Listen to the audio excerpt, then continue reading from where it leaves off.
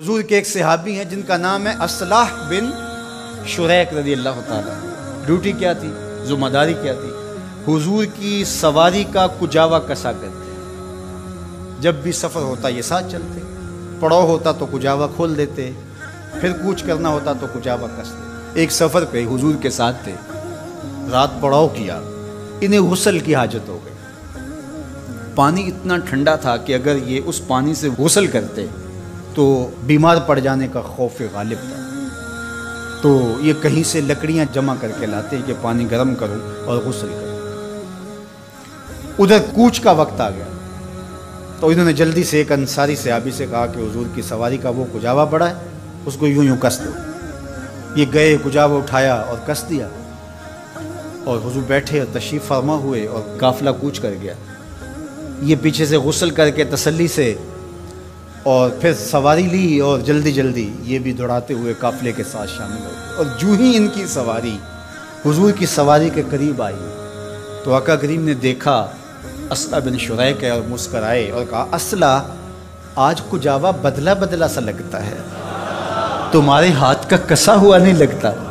عرض کی حضور میں نے کسا بھی نہیں ہے، یہ تو فلاں انصاری نے کسا ہے۔ تو میرے حضور نے فرمایا تم نے کیوں نہیں کسا؟ تو سنو ذرا ان کے لفظ، تمہاری روح وجد کرے گی، لوگ سمجھے ہی نہیں دین کیا ہے، ذرا رنگ دیکھو ادب کا۔ حضور نے فرمایا اصلاح آج کجاوا بدلا بدلا سا لگتا ہے۔ عرض کی حضور میں نے کسا بھی نہیں، یہ تو فلاں انصاری نے کسا ہے۔ تو کہا تم نے کیوں نہیں کسا؟ کہا حضور میں غسل سے نہیں، اور میں نے گوارا نہیں کیا کہ جس سواری پہ آپ نے بیٹھنا ہے اور جس کجاوے پہ آپ نے تشریف رکھنا ہے ان لکڑیوں کو بھی بے وضو ہاتھ لگاؤں، ان لکڑیوں کو بھی بغیر طہارت کے چھوؤں، یہ میری محبت نے گوارا ہی نہیں کیا۔ یہ محبت کا تقاضا ہے یار، جس آقا کی محبت کا تقاضا یہ ہے کہ عاشق بے غسل ان لکڑیوں کو بھی نہیں چھوتے جنہوں نے حضور کے بدن سے ابھی چھونا ہے، تو کیا کوئی اس نبی کے، اس پیغمبر کے خاکے بنائے تو وہ امت چین کی زندگی جی سکتی ہے، وہ قرار کے لمحے گزار سکتی ہے؟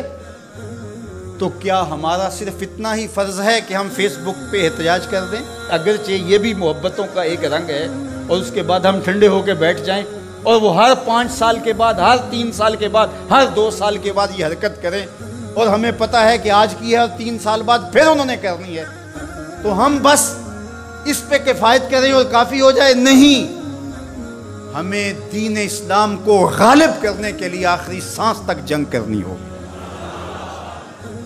یہ کبھی بھی ختم نہیں ہوگا جب تک دین اور اسلام اور حق اور حقانیت غالب نہیں ہے، اور اس کے لیے ہر شخص جس شعبے میں ہے خلوص کے ساتھ، وہ عالم دین ہے، وہ منبر و محراب کی ذمہ داریوں کو نبھا رہا ہے، وہ تدریس کی مسند پہ بیٹھا ہے، وہ ملک کی معیشت کی ذمہ داری لیے ہوئے ہے، اور سلطنت کے ذمہ دار لوگ ہیں، جو جہاں بھی بیٹھا ہے اس کو چاہیے کہ اپنی زندگی کی ایک ایک سانس لگا دے، اپنی ساری صلاحیتوں کو صرف کر دے، جتنی جلدی ہو سکے اسلام غالب ہو۔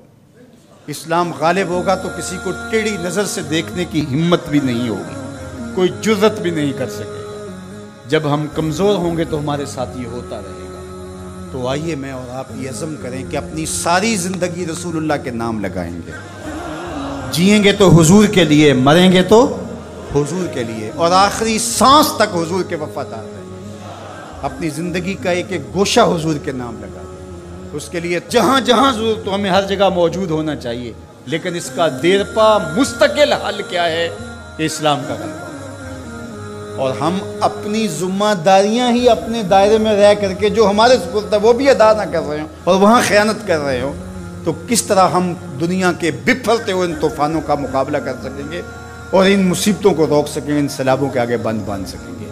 تو اپنے حصے کا کام ضرور کیجئے، اور دن رات اللہ اس کے رسول کے دین کے لیے لگائیے، اپنی نسلوں کو تیار کیے حضور کی نوکری کے لیے، حضور کے دین کے لیے۔